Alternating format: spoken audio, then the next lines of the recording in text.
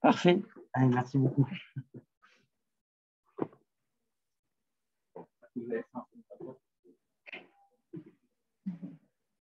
vais remettre le masque. Alors, donc, premier, merci à toutes et à tous. Je On a pense un que peu moins nombreux qu'hier, mais quand même.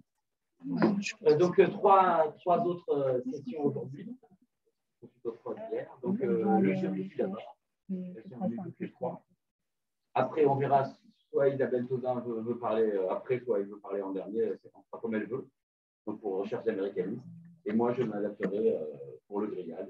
Soit je parle à la fin et je ferai un peu la synthèse. Soit si Isabelle veut parler. Je parle juste après le géométrie. D'accord? Donc, merci beaucoup. Et on vous écoute. Bon, très bien. Bon, merci à toutes et à tous d'être là.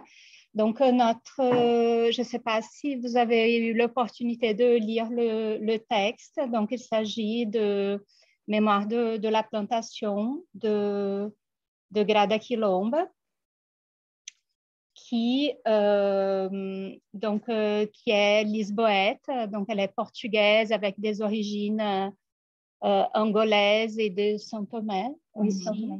Oui. Et donc, qui a toujours vécu au Portugal et qui va aller faire sa thèse à l'Université libre de Berlin. Donc, elle a une formation en psychologie, en fait, et elle fait aussi une formation psychanalytique. Et elle est, en fait, elle n'est pas une théoricienne à la base, c'est une artiste contemporaine qui fait, en fait, elle est beaucoup plus connue par rapport à ça, surtout au Brésil. Donc, elle fait des conférences performatives ou des conférences performances, des vidéos, des installations. On peut voir son travail sur Internet. Il y a beaucoup de choses. Si on avait le temps, on montrerait parce qu'on a fait une petite sélection, mais je pense qu'on n'aura pas le temps. Et en fait, tout son travail, y compris ce travail plutôt théorique qui est issu de sa thèse de doctorat, s'insère en fait dans une même thématique, donc dans la thématique du féminisme noir tout d'abord, donc dans un travail de mémoire, d'élaboration du trauma, de l'esclavage et du racisme. Et elle s'insère donc dans un courant, il y a une faute là, pardon, décolonial. Donc, je dirais qu'elle a même une visée pédagogique, aussi bien dans son travail de théoricienne que d'artiste, parce que l'objectif, quand même, c'est de mettre le doigt sur le préjugé, dans ce cas précis, dans le préjugé, dans le racisme ordinaire de la vie quotidienne, et de déjouer ce racisme, d'essayer de le prévenir à partir en fait d'une analyse qui va être très basée sur l'apport théorique de Frantz Fanon, donc notamment Frantz Fanon, mais bon, elle va s'inspirer aussi d'autres théoriciennes du féminisme noir. Donc, le livre, comme je disais, est donc sa thèse de doctorat qu'elle a faite en Allemagne dans un département de philosophie, alors qu'elle était psychologue à la base. Elle va publier le livre la même année en Allemagne, en anglais, donc elle a écrit sa thèse en anglais. Il y aura un lancement donc dans le Festival international de littérature de Berlin. Et ensuite, ça va beaucoup circuler, en fait, parce qu'elle va aussi transformer le livre dans une performance, dans une conférence performance. Et elle va donc avoir beaucoup de... il y aura un engouement par rapport à ce travail. Et ce qui est intéressant, cependant, c'est qu'elle ne va être traduite au Portugal et au Brésil 11 ans après, donc en 2019. Donc, je pense qu'on peut dire que c'est une traduction tardive, étant donné que ça touche vraiment de très près ces deux pays, qu'elle est portugaise. Et je dirais même qu'elle est plus référencée au Brésil qu'au Portugal. Donc, elle est peut-être un peu connue par son travail d'artiste au Portugal, alors qu'au Brésil, elle est invitée à des salons littéraires. Elle est vraiment très connue, elle est très référencée dans des travaux universitaires. Donc, c'est quelqu'un qui a une référence, par exemple, pour les autrices du féminisme noir au Brésil, qui a une place très importante. Donc, j'ai mis quelques exemples, Djamila Ribeiro et Joyce Bert, qui sont deux noms assez importants du féminisme noir et qui citent constamment Grada Quilomba comme une sorte d'initiatrice. Et ce livre a été traduit en français donc l'année dernière par Anacaona, qui est une maison d'édition qui publie notamment la littérature périphérique brésilienne et qui, depuis 2019-2020, commence aussi à publier beaucoup d'essais. Donc, elle a publié Joyce Bert, Djamila Ribeiro et donc Paula Anacaona me disait qu'elle avait publié Grada Quilomba sur le conseil de Djamila Ribeiro.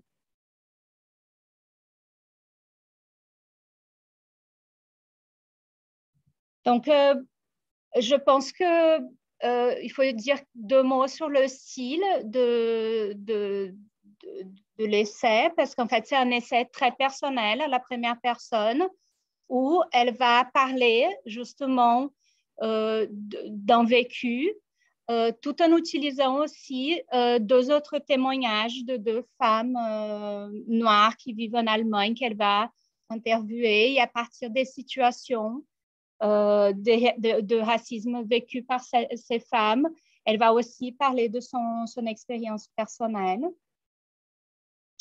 Et vous verrez dans les citations, donc je pense que c'est important de le dire aussi, elle fait un choix pour la traduction, elle fait une lettre aux traductions en langue latine pour expliquer tous ses choix. Donc, elle va utiliser un langage inclusif, très inclusif, donc il peut perturber la lecture parfois. Donc, elle va créer le genre neutre quand il n'y a pas. Donc, il y a plusieurs abréviations aussi. Donc, il y a aussi, disons qu'elle va être engagée jusqu'au langage. Pour faire le lien avec l'apparence et ce racisme ordinaire dont parle le livre, donc pourquoi notre choix de cet essai dans cet allié? Bon, tout d'abord, c'est une publication très récente et qui a fait couler beaucoup d'encre, je pense notamment au Brésil. Et en fait, le livre est paru au moment où on préparait justement notre colloque sur les postes coloniales. Donc, on s'est dit qu'on pouvait faire le lien entre la thématique de l'apparence et notre champ d'études et notre approche plutôt basée sur les études culturelles. Et je pense qu'on peut expliquer un peu le succès de Grada Quilomba, notamment au Brésil, par rapport à l'application de politiques des quotas ou politiques d'action affirmative au Brésil. Donc, ça a commencé en 2003, mais depuis 2012, il y a une loi qui oblige toutes les universités publiques à réserver un certain quota pour les personnes noires ou indigènes. Donc, du coup, la question de l'apparence, elle est là parce que cette loi, pour que les gens puissent bénéficier de quotas, en fait, il faut en fait se reconnaître, s'auto-reconnaître en tant que noir dans un pays où le blanchiment a souvent été la norme, en fait. Donc, je pense qu'il y aura vraiment un tournant très important à partir des années 2000, notamment 2010. Et je pense qu'il faut rappeler une phrase qu'on peut encore voir dans les annonces d'emploi au Brésil. Boa aparência exigida, c'est-à-dire on exige une bonne apparence. Et en fait, c'est pas qu'il faut bien s'habiller, en fait, ça veut dire qu'il faut être blanc, en fait. Tout le monde comprend ces entre-lignes-là. Donc, je pense que... Et je vais commenter très vite pour passer la parole à Sylvia et à Soraya.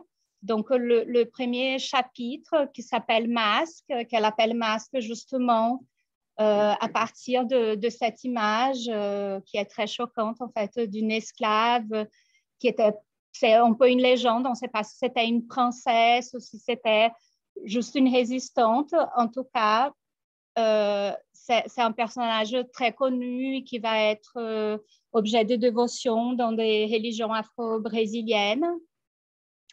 Et aussi, donc, ce masque qui empêche l'esclave de parler, en fait, fait écho, en fait, avec justement Frantz Fanon, l'idée de masque blanc et le fait qu'il faut se taire si on n'est pas blanc. Et j'ai choisi un petit extrait de ce chapitre que j'ai mis là. Donc, je vais le lire, c'est peut-être plus simple, où elle va parler de la question de la dissemblance et de la construction raciale. Au sein de cette dynamique malheureuse, les sujets noirs deviennent non seulement autres, selon la différence par rapport aux moins blancs, mais aussi altérité, la personnification des aspects refoulés du moi blanc. Autrement dit, nous devons la représentation mentale de ce à quoi le sujet blanc ne veut pas ressembler. Toni Morrison utilise les mots dissemblance pour décrire la blanchité comme une identité dépendante qui existe à travers l'exploitation de l'autre. Une identité relationnelle construite par les blanches, par le blanc, pour se définir comme dissemblante des autres, n'est pas autre en soi.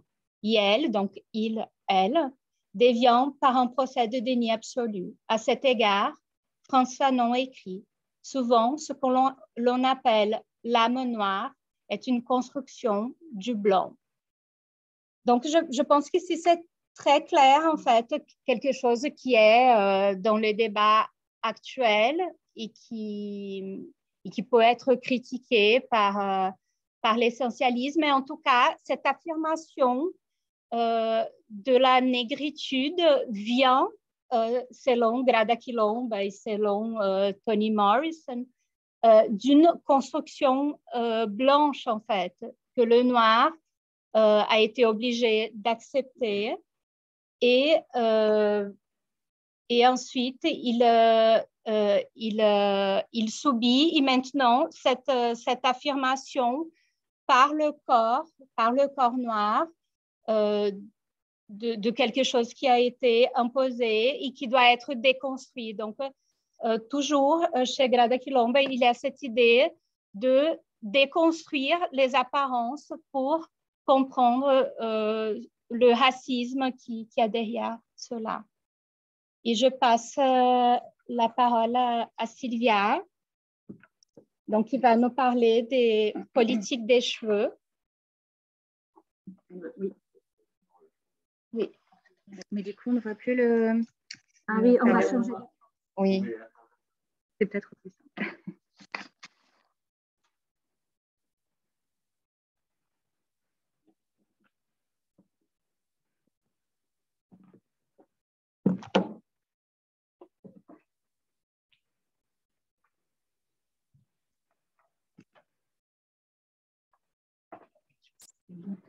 peux enlever le masque. D'accord. Alors, bonjour à tous. Donc, je vais poursuivre en vous proposant donc un commentaire assez rapide, une présentation assez rapide de l'un des chapitres de l'ouvrage, en sachant que, évidemment, tous n'évoquent pas forcément directement l'apparence. Donc, nous nous sommes focalisés, évidemment, sur ceux qui étaient plus en relation avec notre thème d'aujourd'hui. Alors, justement, cette politique des cheveux fait écho à ce qu'avait présenté hier le CHISPA, hein, et évidemment, je me suis beaucoup reconnue dans l'intervention de Mélanie Moreau sur le féminisme décolonial, hein, et donc, on va s'intéresser à cette dimension politique du cheveu, hein, donc le cheveu crépus, hein, qui est l'aspect prégnant peut-être de l'apparence, et qui va polariser tous les préjugés et tous les fantasmes blancs, hein, on va le voir maintenant, avec cette intention qui est celle de Grada Quilomb de toujours décortiquer finalement les mécanismes, les constructions mentales qui sont derrière voilà, les préjugés, hein, et le racisme ordinaire qu'elle essaye donc de déconstruire en montrant ce qui se cache derrière, hein, quelles sont ces constructions mentales.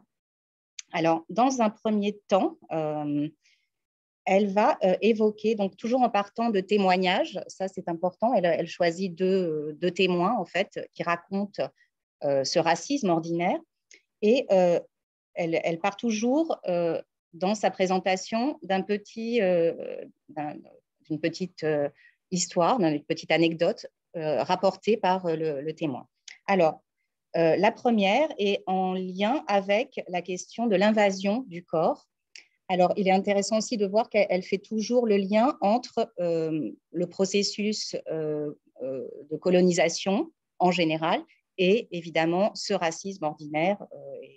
Donc, elle établit toujours ce lien, et c'est l'un des présupposés finalement de cet ouvrage, hein, c'est de montrer que finalement dans ce racisme ordinaire, on retrouve les mêmes mécanismes et les mêmes dynamiques que dans la colonisation, hein, ceux qui étaient à l'œuvre dans la colonisation. Alors, le premier témoignage est celui d'une jeune femme qui évoque, elle s'appelle Alicia, elle est métisse, mais elle évoque des moments où, dans l'enfance, les gens lui touchaient les cheveux dans l'espace public. Hein, donc, elle le prenait très mal, évidemment. Elle s'en plaignait à sa mère qui est blanche et qui ne comprenait pas, hein, qui essayait toujours de la consoler en lui disant « mais c'est parce que tu es différente que les gens te touchent les cheveux ». Évidemment, elle pleurait parce que non seulement elle ne voulait pas être envahie et touchée par des étrangers, mais en plus, elle ne voulait pas être perçue comme différente. Alors, quel est le processus qui se cache derrière cette invasion, hein, du corps? Eh bien, c'est l'idée que l'on construit la différence, hein, et donc cela implique l'existence d'une norme qui serait évidemment la blancheur, hein. Donc, cela signifie qu'il existe une sorte de degré zéro de l'apparence qui serait voilà, le blanc, hein, donc qui serait l'apparence neutre, et que finalement, la peau et les cheveux noirs, ce serait la déviation par rapport à cette norme, hein. Donc, évidemment, tout cela est une construction, mais cette construction de la différence va permettre d'envahir le corps de l'autre, et donc de le toucher, de se l'approprier en quelque sorte. Donc, c'est ce mécanisme qui est sous-jacent. Et évidemment, il a été à l'œuvre pendant la colonisation. Je mets quelques exemples, je ne vais pas peut-être tout lire parce que ce sera trop long. Alors, par exemple, donc, la différence est utilisée comme marque pour envahir le corps de l'autre. C'est bien cela qui est à l'œuvre. Ensuite, après cette réflexion sur l'invasion du corps, Grada Quilomb parle des fantasmes de saleté et de chaos qu'on associe à la chevelure des Noirs. Donc, le cheveu crépus qui devient une sorte de signe d'animalité, de désordre, de malpropreté. Et là encore, elle part d'un témoignage Donc, toujours Alicia s'est vue très souvent questionnée sur la façon dont elle se lave les cheveux. Hein. Donc, les gens lui demandent, mais comment est-ce que vous faites pour vous laver les cheveux? Donc, bon, elle est évidemment extrêmement choquée par cette question. Voilà, je me lave comme tout le monde. Hein. Là encore, Grada Quilombe a recours à la psychanalyse pour expliquer cette perception du cheveu comme quelque chose qui serait un signe d'animalité, de chaos, de sauvagerie. Et elle explique en montrant que, en fait, nous refoulons évidemment toute la part d'animalité qu'il y a en nous, toutes nos pulsions, et on va les projeter évidemment sur l'autre, et on va les projeter sur l'autre qui est différent, hein, bien sûr, on va les projeter sur ses semblables. Donc, l'autre va être le dépositaire finalement de tous nos fantasmes et de tous nos préjugés. Hein. Donc, l'autre comme alter et pas l'autre comme alius. Hein. C'est l'autre en tant que radicalement différent de nous et qu'on ne peut pas confondre avec nous. Donc, voilà, un autre aspect. Mais vous voyez toujours le recours à des aspects psychanalytiques, hein, puisque Grada Quilombe a cette formation hein, en psychanalyse et en psychologie. Alors, troisième... ah oui, pardon, je vais peut-être lire un petit extrait. La saleté et la sauvagerie sont intimement liées à certains aspects refoulés de la société blanche, la sexualité et l'agressivité, et en conséquence, elles sont projetées sur l'autre. Et donc, évidemment, tout cela entraîne aussi des mouvements de peur, de contamination, hein, comme si finalement il s'agissait d'une maladie. Hein. D'ailleurs, là aussi, elle a recours à Frantz Fanon et à cette idée que être noir, c'est une malédiction corporelle. Donc, elle cite Fanon. Alors, troisième aspect et troisième témoignage, toujours de cette jeune fille, hein, Alicia, qui explique que, je ne sais plus quel est le témoignage qui est associé c'est le petit ami blanc. Oui, voilà. Alors, un jour, elle est avec son petit ami blanc et elle défait ses cheveux. Donc, ils sont en bataille et ce petit ami est extrêmement choqué et il lui dit « Mais va te coiffer, c'est pas possible. » Donc, il la rejette. Donc, Grada Quilombe explique que donc, ce petit ami rétablit une forme de relation coloniale. Hein. Tout à coup, la jeune fille est trop... elle montre trop d'aspects oui, voilà, il y a un excès. Hein. Grada Quilombe parle d'un excès dans son apparence qui fait que tout à coup, ça ne devient plus possible pour le petit ami blanc. Et donc, voilà, elle explique que justement, les cheveux prennent là toute leur signification et ils agissent vraiment comme ce signe visible de la négritude, hein, et comme ce symbole de la négritude. Et elle nous explique que plus que la peau, d'ailleurs, le cheveu a été... on a focalisé le cheveu beaucoup plus. Hein. Les Blancs se sont beaucoup plus servis, finalement, du symbole du cheveu pour dominer et inférioriser les Noirs. Donc, à nouveau, une citation. Donc, la couleur de peau des personnes esclavagisées était tolérée par les maîtres blancs, contrairement à leurs cheveux, qui devinrent un symbole de primitivité, de désordre, d'infériorité et de non-civilisation. Les cheveux africains furent alors catégorisés comme mauvais cheveux. Et c'est là que la dimension politique apparaît. Et en retour, justement, les personnes noires vont aussi utiliser les cheveux pour revendiquer une identité. Et donc, avec des coiffures afro, des tresses, des dreadlocks, etc., on a ce message finalement qui peut aussi passer, hein, et qui peut être une forme de protestation et une forme de reprise du pouvoir finalement et d'une reprise de la main sur cette identité. Donc, le cheveu peut être aussi un message politique d'autonomisation, d'empowerment, autonomisation raciale et de protestation contre l'oppression raciale. Alors, je vais défiler. Donc voilà, on peut l'utiliser comme politique d'affirmation de la conscience raciale et on peut utiliser aussi le cheveu pour revoir les codes de la beauté, finalement, et de la beauté féminine. Voilà, le cheveu peut aussi devenir un signe d'indépendance et de décolonisation par rapport aux normes blanches. Et dernier témoignage.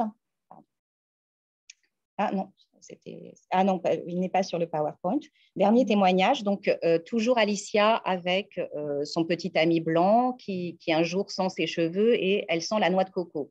Et le petit ami commence à lui chanter une chanson coloniale allemande qui fait référence à des singes qui cherchent des noix de coco. Donc évidemment, oui, c'est ça, le cheveu sans la noix de coco. Donc, le petit ami parle des singes qui cherchent la noix de coco. Donc, évidemment, elle est choquée parce qu'elle voit très bien le raccourci. Hein. Elle est comparée à un singe par son petit ami. Donc, là aussi, Grada Quirombe va utiliser la psychologie pour comprendre quel est le mécanisme qui se cache derrière cette association complètement incongrue. Hein. Et elle nous parle, en fait, d'une idée de déplacement. Hein. Le processus qui est à l'œuvre, c'est un processus de déplacement, c'est un processus psychanalytique qui fait qu'on passe d'une image mentale à l'autre. Donc, de africain ou africaine, on va passer à Afrique, de Afrique, on va passer à jungle, de jungle à sauvage, de sauvage à primitif, primitif inférieur, inférieur animal et animal singe. Hein. Et puis, à un moment, on va oublier tous les termes qui se situent entre les deux pôles et on va retenir uniquement africain et singe. Et voilà. Donc, voilà le processus qui est à l'œuvre. Alors, je ne pouvais pas parler de cette politique des cheveux sans faire référence à un ouvrage paru en 2015 d'une écrivaine portugaise, Jaimília Pereira d'Almeida, avec cet ouvrage qui a eu énormément de succès. Elle a eu beaucoup de prix littéraires, elle a remporté beaucoup de prix littéraires. L'ouvrage est traduit en plusieurs langues, en anglais. Il a été aussi publié en Argentine, en Catalogne, donc il existe vraiment plusieurs traductions. Et l'ouvrage s'intitule Escabelo, donc ses cheveux, cette crinière, oui, c'est très péjoratif en fait, escabelo. Et donc c'est à la fois un témoignage, une sorte d'autofiction et un essai. Hein. Donc elle ne s'arrête pas beaucoup sur le genre quand on la questionne là-dessus, ça ne l'intéresse pas, mais en tout cas ce sont des choses qui lui tiennent à cœur. Hein. Dans cet ouvrage, la narratrice est Mila, hein, donc elle s'appelle Jaimília, donc ça pourrait être le diminutif hein, du prénom de l'auteur. Et effectivement, il y a une grande part de biographie hein, dans cet ouvrage. Et donc, Mila est une métisse. Hein, elle a une ascendance portugaise, angolaise, mais pas seulement. Elle a vraiment des origines très métissées. Il y a des juifs dans sa famille, même des asiatiques, de Macao, etc. Donc, mais son apparence ne dit pas tout cela, hein, évidemment. Cette apparence qui révèle autant qu'elle cache, finalement, tout ce passé très complexe hein, et toutes ces origines très, très complexes. Et en fait, dans cet ouvrage, Jaimília propose ce qu'elle appelle une autobiographie de ses cheveux. Elle fait l'autobiographie de ses cheveux avec cette idée d'une dissociation finalement entre son apparence hein, et cette chevelure et son identité qu'elle cherche, hein, qu'elle ne cesse de chercher tout au long de l'ouvrage, avec des moments où il y a une plus ou moins grande coïncidence entre l'apparence et l'être, et puis des moments où il y a une dissociation totale. Et puis, elle prend vraiment conscience peu à peu qu'elle se perçoit comme autre, hein, parce que ça, c'est une construction, ça fait référence à la citation que présentait tout à l'heure Ilan.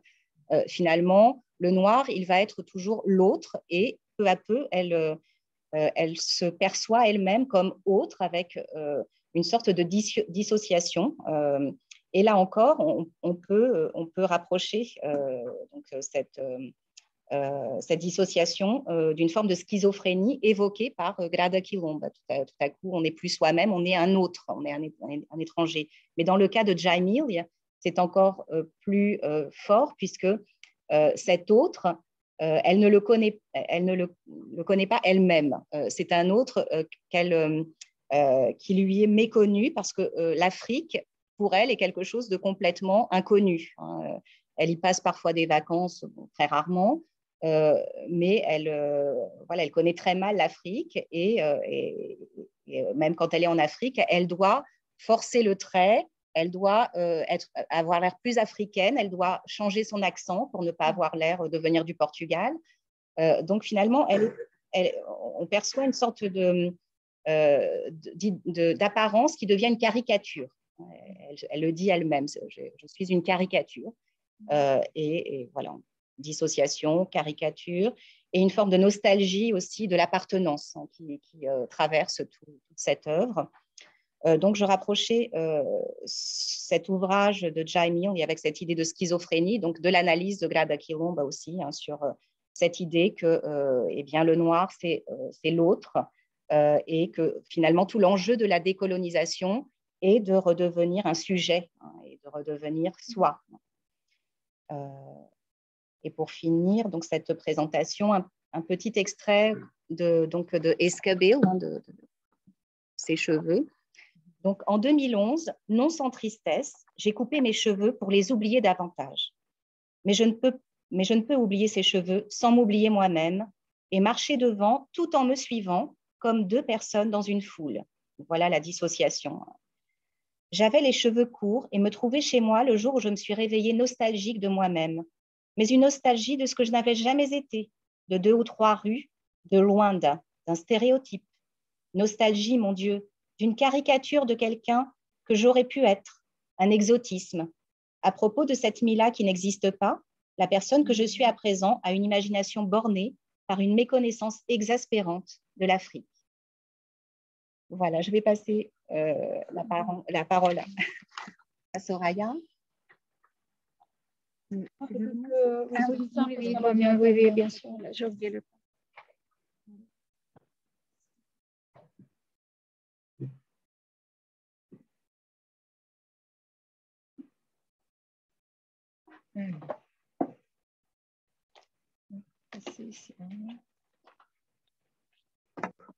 C'est câble. Je vais le cacher là. Eh bien. Donc, bonjour à tous et à toutes. Mon intervention, en fait, ce qui me concerne, je vais pas préparer comme les filles, je vais lire un texte. Donc, s'il est un peu trop long, on n'hésitera pas à le couper. Hein. Donc, ma lecture ainsi que mes réflexions porteront sur le chapitre 8 et 9 hein, de cet ouvrage Mémoire de la plantation. Le chapitre 8 s'intitule donc « Politique de la peau ». Il aborde des questions liées au positionnement identitaire du sujet noir à travers les témoignages d'Alice, qui a déjà été présentée ici, une femme métisse adoptée par un couple d'Allemands blancs qui finit par se déclarer noire à l'âge adulte, affirmant aussi sa négritude. Dans ce chapitre, elle retrace les difficultés traversées pendant son enfance, vécues au sein d'un noyau blanc, d'un noyau familial blanc, qui lui renvoyait donc l'image d'une enfant métisse, donc différente du couple. Et elle parle également de son incapacité à s'identifier aux personnes noires qu'elle croisait et qu'elle voyait dans la rue. Le chapitre 9, intitulé « L'homo haine », donc haine ici des nègres et le trauma, est quant à lui un prolongement du chapitre 8 sur les politiques de la peau. Il se concentre sur le témoignage de Kathleen, donc une femme afro-américaine qui vit en Allemagne.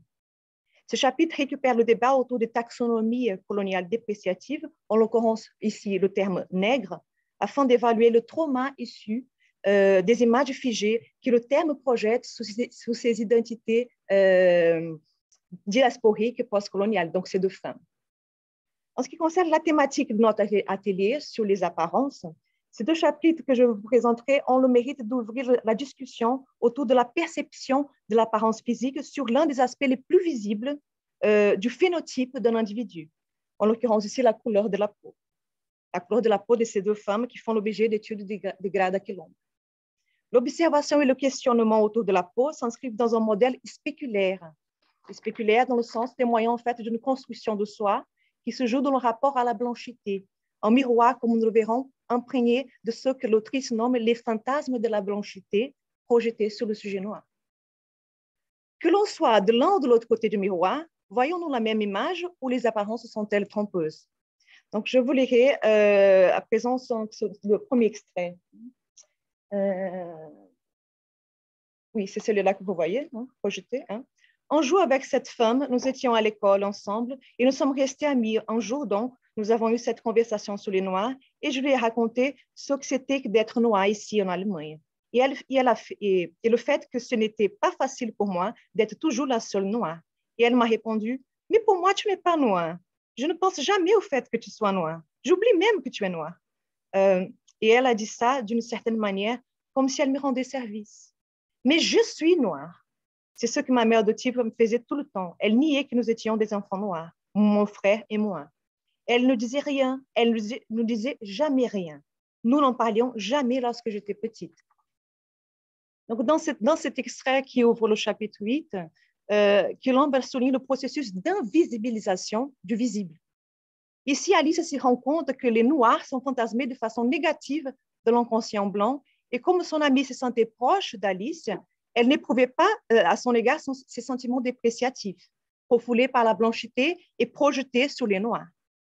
C'est la raison pour laquelle l'apparence d'Alice est transmuée d'un physique noir en un physique blanc, comme d'un coup de baguette magique.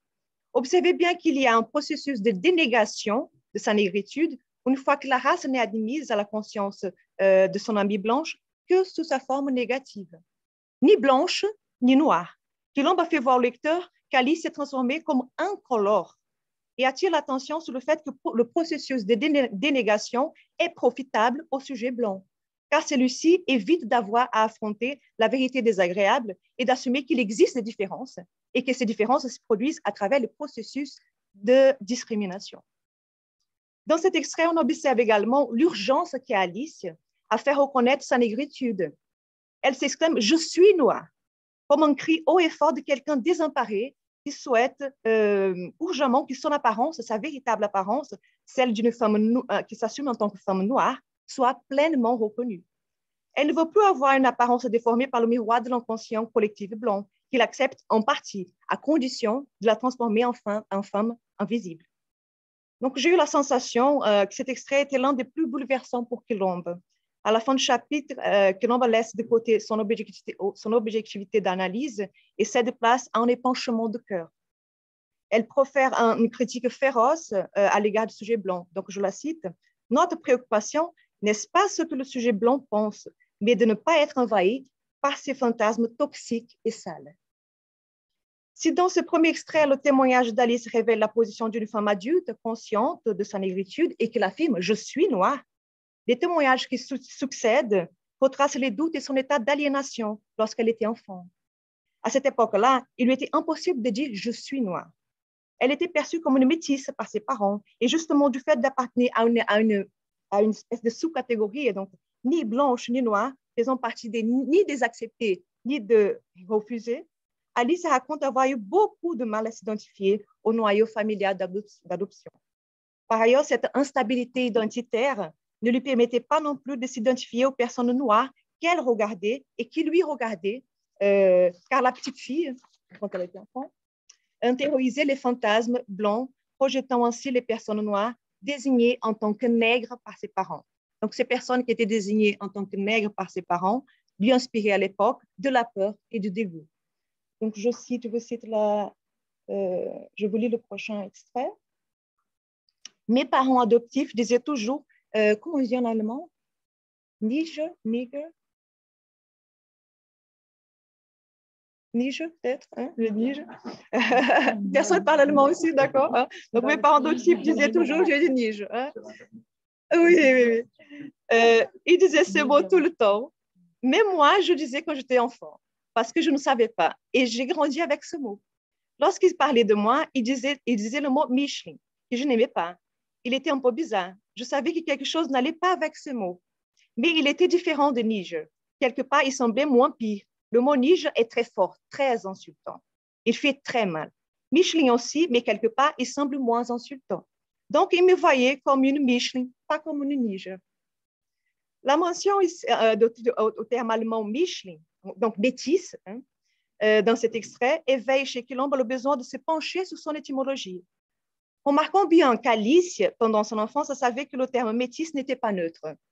Il s'agissait, comme elle-même le dit, d'un terme moins pire, moins insultant que nègre. Afin d'expliquer pourquoi le terme métis est imprégné d'une connotation négative, Quilombo le replace à l'époque coloniale et l'identifie en tant qu'outil conceptuel des anciens empires coloniaux. Donc, c'est Quilombo maintenant qui parle. Hein. Le terme M, vous voyez bien, donc l'abréviation ici de métis, est ainsi devenu un signe d'anomalie et d'infériorité, tout en plaçant la blanchité comme la norme absolue. Dans les dictionnaires, le mot métis est associé à d'autres termes dévalorisants tels que bâtard et par analogie illégitime. Le terme mulate, dérivé du portugais mule, qui signifie mule, le croisement entre un cheval et un âne, est utilisé spécifiquement pour identifier les personnes dont les parents sont noirs et blancs. Mestiz ou mestiz en espagnol, métis, métis français ou mestis, mestis portugais, qui signifie chien bâtard, le croisement entre les deux chiens de races différentes, sont utilisés pour désigner les personnes dont les parents sont noirs, amérindiennes et blancs, blanches. Tous ces termes ont une connotation animalesque, insultante, et sont liés à la notion d'infertilité et d'interdit. En effet, donc, on revient là au 19e siècle. Donc, les recherches scientifiques du 19e siècle ont beaucoup contribué à la fixation de cette image dépréciative et dégradante du sujet métis. Ces recherches ont imposé le cadre d'une hiérarchie humaine en se basant sur des comparaisons entre les espèces hybrides d'animaux stériles et des plantes débilitées, pour ensuite affirmer que le métissage constituait un véritable danger pour l'espèce humaine. Comme nous le savons, ces théories se sont révélées aujourd'hui complètement équivoques, puisque la science a démontré que sur le champ botanique, l'hybridité est un facteur de variabilité génétique. Les espèces hybrides se montrent donc plus résistantes et plus vigoureuses que les espèces pures qui les ont constituées.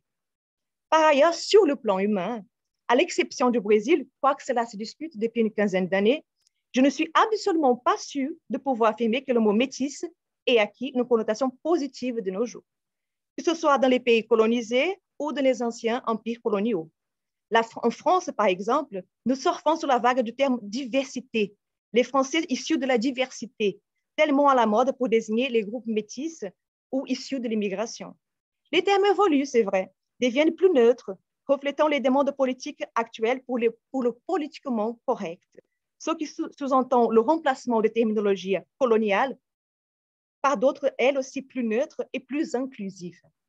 On veille par ce geste à ne pas heurter les esprits des groupes qui ont été stigmatisés tout le long de l'histoire. Si on replace cette réflexion dans le contexte brésilien, la question devient plus mitigée, car l'éloge du métissage date de la première moitié du XXe siècle et est encore très ancré dans la culture brésilienne. Toutefois, si la société brésilienne se voit encore aujourd'hui très métisse, une étude de l'IBGE, donc l'Institut brésilien de géographie et statistique, constate que l'idéal de la suprématie blanche est en pleine transformation et que l'image que le Brésilien s'est fait de lui-même, de son apparence, de son phénotype, de la perception de soi est en train de changer au profit de la reconnaissance des racines africaines. Cependant, le nombre de personnes qui se autodéclarent noires est encore très timide et je pense qu'il sera pendant longtemps. Le Brésilien a assimilé le slogan du Brésil métis, à tel point que la catégorie noire, donc dite nègre, preta, est généralement réservé aux individus d'ascendance africaine à peau très foncée. Au sein du mouvement noir brésilien, nous trouvons donc des personnes qui s'autodéclarent métisses, celles qui s'autodéclarent noires, toutes rassemblées sous le drapeau d'un mouvement politique appelé littéralement Movimento Negro, donc mouvement nègre. Oui, mais c'est nègre dans le sens si on prend mot à mot.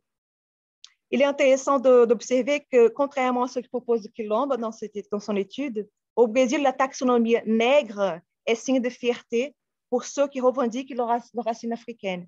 Rappelons également que dans l'étymologie du mouvement de la négritude, nous trouvons le préfixe nègre. Cette discussion autour de l'étymologie du mot nègre est d'ailleurs le sujet du prochain chapitre sur Kathleen, l'afro-américaine qui vit en Allemagne. Et donc, je vous lis le passage suivant sur Kathleen. Je ne me souviens pas de la première fois où quelqu'un a posé ses mains sur moi pour savoir ce que faisait de toucher une noire. Il arrive souvent que les blancs touchent nos cheveux et notre peau afin de voir ce que ça fait. Je ne me souviens pas de la toute première fois, mais je me souviens que mon petit ami prenait des cours de piano et un jour, j'étais allée le chercher après son cours. La professeure de piano avait une petite fille qui s'était exclamée en me voyant « Quelle belle haine ici de nègre, quelle belle nègre! Regarde comme cette haine nègre est belle, et comme cette nègre a de beaux yeux, et comme cette nègre a une belle peau. Moi aussi, je veux être une nègre. » Et j'ai entendu ce mot nègre, nègre, nègre répété en boucle. Remarquons que dans cet extrait, la question de l'apparence de Kathleen est non seulement prise au degré le plus superficiel de son phénotype, donc la couleur de sa peau, comme la jeune femme se voit complètement transformée en objet de désir de la fillette. La fillette veut lui ressembler à tout prix et se sert de ses caprices pour bien faire comprendre que l'image exotique de Kathleen est l'élément déclencheur de son désir. De l'apparence de la jeune fille, elle ne voit que son corps et le sujet noir est utilisé comme contrepartie du sujet blanc, comme une image miroir réduite simplement à son physique. Dans cet extrait, Quilomba revient donc aux racines du racisme ordinaire à travers l'étude étymologique, une fois de plus, du terme nègre. Elle le replace cette fois-ci dans son contexte de diffusion et d'institutionnalisation durant la période coloniale, afin de démontrer pourquoi les sujets contemporains qui n'ont pas vécu sous la contrainte de l'esclavage se sentent aujourd'hui accablement esclavagisés quand ils se font traiter de nègres. Du mot latin niger, un vocable neutre qui ne désigne que la couleur de la couleur noire, le terme commence à la fin du XVIIIe siècle à être utilisé de façon stratégique et systématique en tant qu'insulte pour déclencher chez les personnes noires un sentiment de dépossession, d'infériorité, de soumission par rapport aux blancs. La force donc et la violence du mot résident dans le fait que celui-ci s'insère dans un réseau de discours faisant partie intégrante d'une chaîne de mots et d'images qui deviennent des équivalents par association et qui maintiennent les identités à leur place. Comme nous le rappelle Quilomba, lorsqu'une personne prononce le mot haine, nègre, elle n'évoque pas simplement la couleur de la peau noire, mais également la chaîne de mots associés au mot en soi, c'est-à-dire primitivité, animalité, ignorance, saleté, chaos, comme l'a été dit par Sylvia. La fillette, dans ce contexte, ne fait que reproduire ce qu'elle a appris de ses parents et de son entourage, notamment lorsqu'elle utilise dans son discours des mots doux comme « belle » en traitant Kathleen de « belle noire ». Pour Quilomba, cette association de mots doux et amers est elle aussi une forme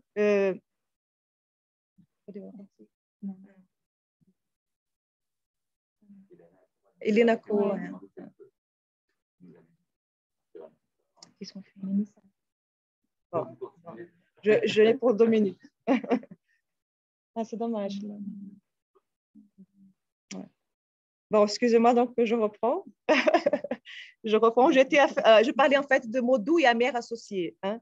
Donc, ces mots doux et amers associés est aussi une forme de racisme, car la dissimulation consciente et inconsciente, il y a ici la notion de dissimulation consciente et inconsciente des mots qui sont élogieux et dépressifs à la fois. Hein. Et ça serait pour Quilomba partie intégrante du discours raciste.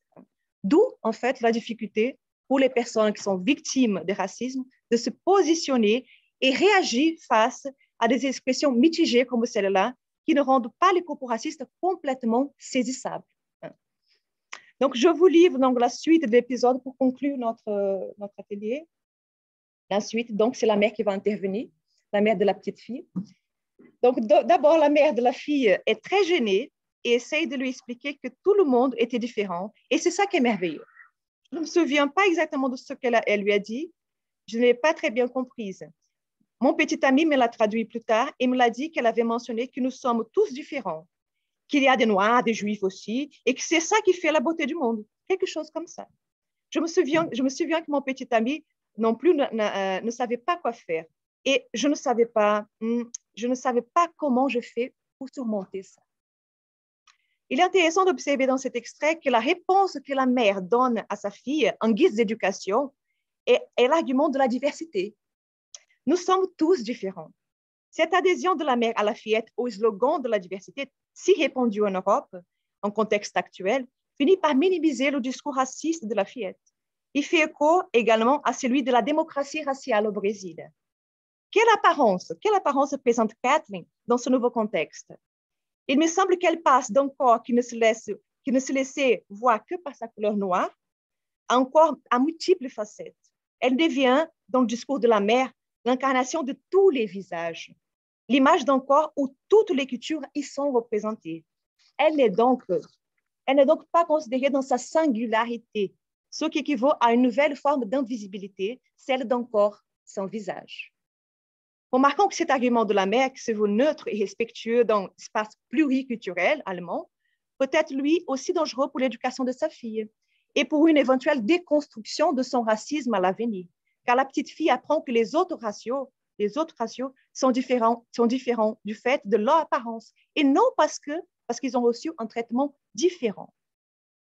La mère de la fillette se contente de lui apprendre les généralités du discours officiel de son temps, qui empêche les minorités racialisées de faire valoir leurs différences, que ce soit à travers un positionnement politique ou la revendication pour la mise en place des programmes de réparation traumatique et historique.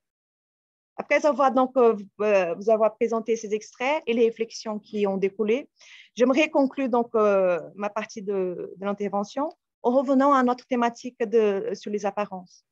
Et il me semble que parmi toutes ces formes d'apparence construites dans ce jeu de miroir entre le blanc et le noir, Quilombo place la quête de la transparence du sujet noir comme une issue libératrice et pourquoi ne pas dire affranchissante, et là, excusez-moi, j'utilise un terme qui est encore colonial, donc une forme affranchissante du racisme vécu par ces sujets dits racialisés. Être transparent n'équivaut pas à ne pas avoir d'apparence, à être invisible, comme certains épisodes ici ont pu démontrer. C'est avant tout pouvoir adopter le visage qui convient à l'individu en fonction de ses états d'humour, de ses convictions, de ses envies, de ses choix, sans tenir nullement compte du miroir déformé par des personnes qui envoient au sujet noir des fausses apparences. Voilà, et maintenant, je pense qu'on pourra conclure à deux et après avec vous. Oui.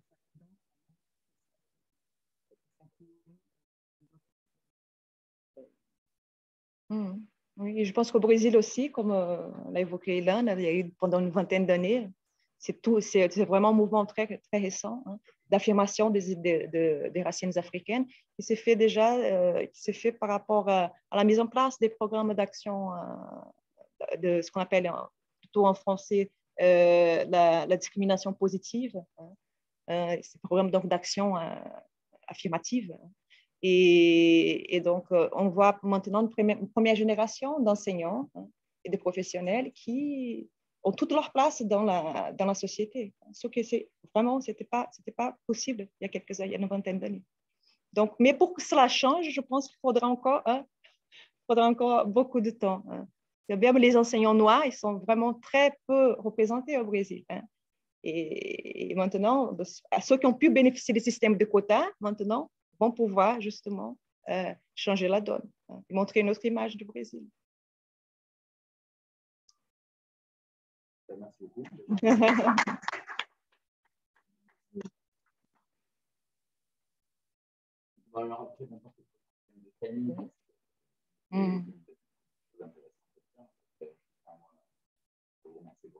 Travail concerté.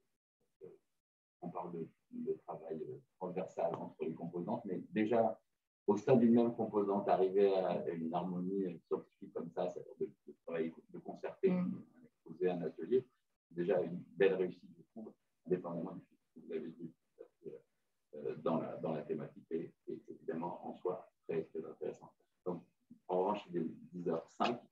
Donc, voilà, alors vous n'avez pas été plus bavard que les autres, puisque tout le monde a un peu préparé à part le sirène, c'est-à-dire d'épuiser l'intégralité du temps de parole qui était accordé, ce qui était une des modalités possibles. Moi, c'était pour que, en fait, la demi-heure, c'était pour que ce ne soit pas trop dissuasif au niveau des exposants et qu'il n'y ait pas d'appréhension. Oh mon Dieu, je vais devoir parler pendant. Donc, bon, c'était aussi l'idée qu'on échange entre nous, mais malgré tout, le fait que chaque composant soit écouté par l'ensemble des autres, alors on n'est pas tous représentés, ce qui m'embête un petit peu aujourd'hui. Il y a les femmes, Juliette est arrivée, je la remercie parce qu'elle a beaucoup de choses à faire aussi. Il y a bien sûr Isabelle pour Recherche américaine, mais quand même, voilà, il en manque des composantes, c'est dommage. Voilà, mais on s'est quand même beaucoup écouté. Il faut commencer par ça, je crois, parce que quand on écoute les collègues, on voit que leur recherche est intéressante. Je pense que ça, c'est de toute façon le mérite par défaut du colloque. Donc, alors, on va quand même passer à la. Alors, moi j'ai des choses à vous demander, sinon, mais je pense que si on veut respecter un peu le timing. Oui, il y a une question de Caroline. J'ai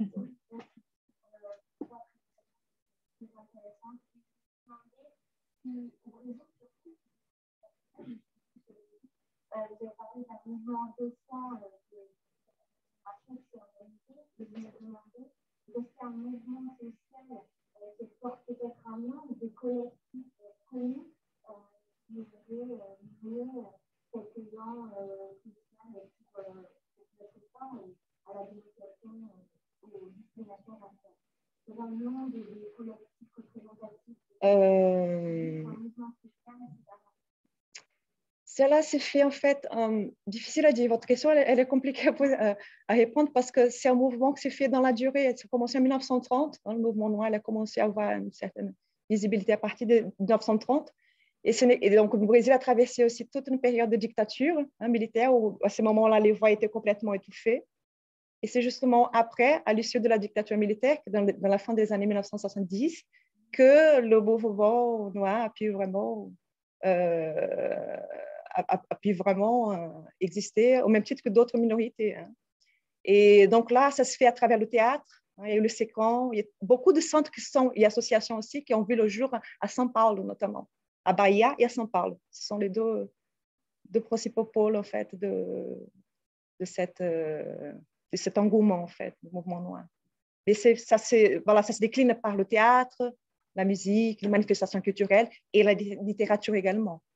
Il y a eu, par exemple, ce qui concerne la presse, ce qu'on appelle il y a eu des cadernes, des cahiers noirs. C'était des littératures, des poèmes et de la prose aussi qui étaient publiés pendant une dizaine d'années. Donc, ils ont réussi à garder, à conserver ça pendant une dizaine d'années. Enfin, c'est difficile à dire parce que c'est vraiment très pluriel comme manifestation.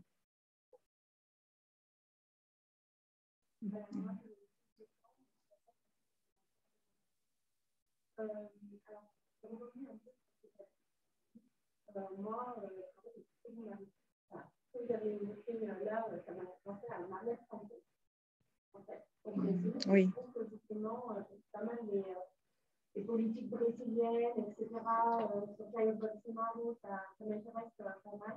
Et c'est vrai que pour moi, Marielle Franco incarnait vraiment en fait, ce mouvement noir, ce mouvement féministe.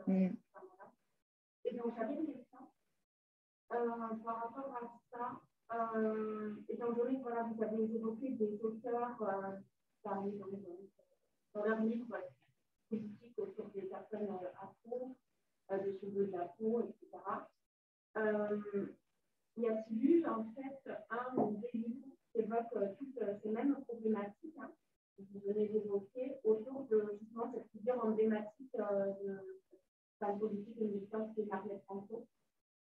Autour de Marielle Franco, c'est très récent. Hein, je ne pense pas qu'il y a, à ma connaissance, non, c'est Marielle Franco. Beaucoup de manifestations, notamment par le carnaval, hein, même le carnaval, le défilé, il y a eu toute une... Mais culturelle, hein, mais dans la littérature, franchement, je ne sais pas. Ouais. Oui, oui, c'est extrêmement récent.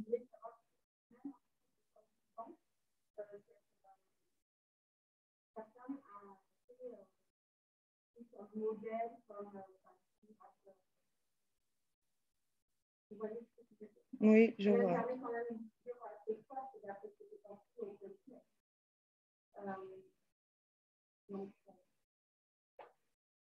Oui, donc je ne sais pas vous dire si quelqu'un s'est inspiré d'elle pour faire d'autres travaux. Ça, je ne sais pas. Je sais qu'elle me voit parmi d'autres aussi. Hein. Comme a évoqué Ilan aussi, Djamila Ribeiro, hein, qui est aussi une féministe très connue. Hein. Il y a beaucoup d'autres. Hein. Il y a beaucoup d'autres qui sont moins médiatisés aussi. Hein. Ces deux-là sont les plus médiatisés. Parce qu'elles pensent également, elles font des théories, hein, des essais. Elles ne restent pas que sur le plan de la littérature.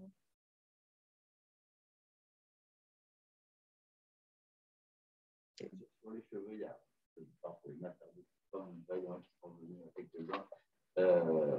il y a un auteur argentin juste avant les années du livre dont tu as parlé, qui a sorti un roman, mais qui était très essayistique aussi, qui s'appelle Stella del Pelo.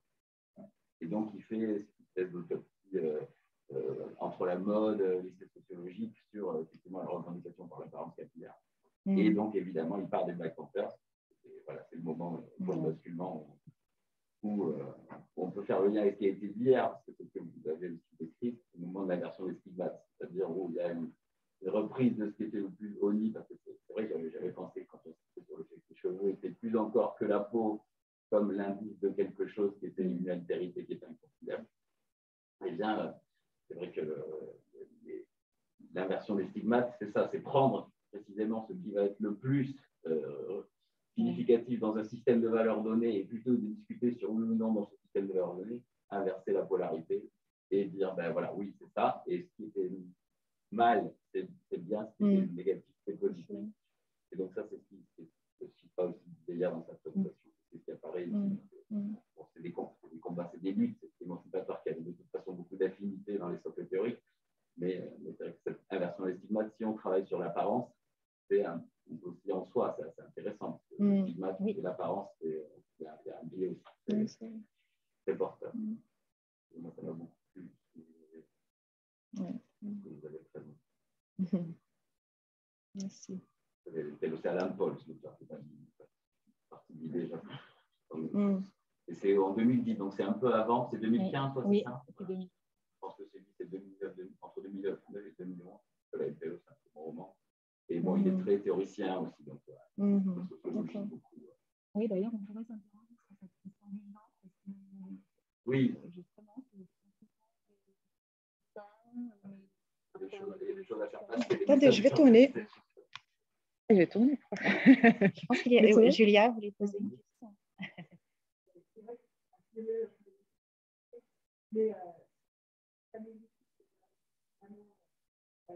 Un mouvement très fort, moi, je sais regarder par rapport à beaucoup plus ancien. Et sur la question justement de la race, il y a tout ce discours qui est sur des textes bibliques, apocryphes, avec l'idée des espèces humaines, les différents peuplements humains descendent de Noé. Dans l'arbre de Noé, c'est fou. Donc, il y a le lancement le peuplement mondial, à partir du massacre et du déluge.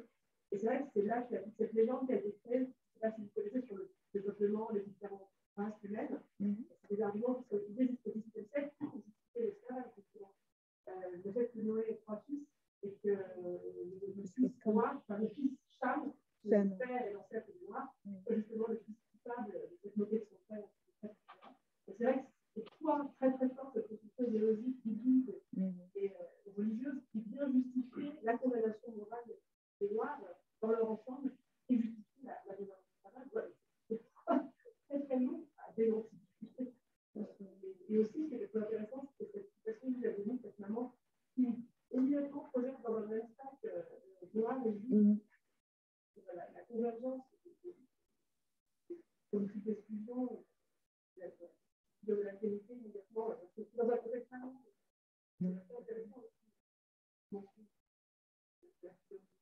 C'est vrai que c'est des choses qu'on voit très très tôt, et c'est des choses qui là, on a aussi très fréquemment une accumulation des critères de la qualité, donc on va avoir possiblement des critères noirs, des juifs, des musulmans, tous les convergents. En fait, on va avoir des signes qui s'additionnent comme ça.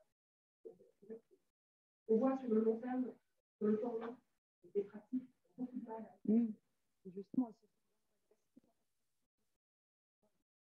sur le décor.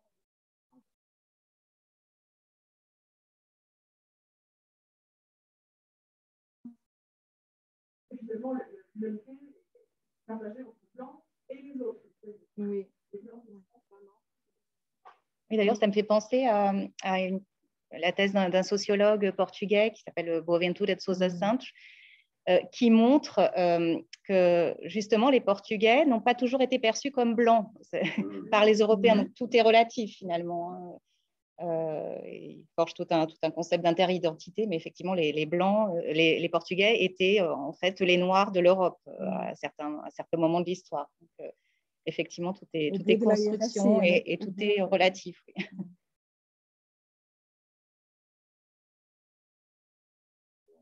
Oui.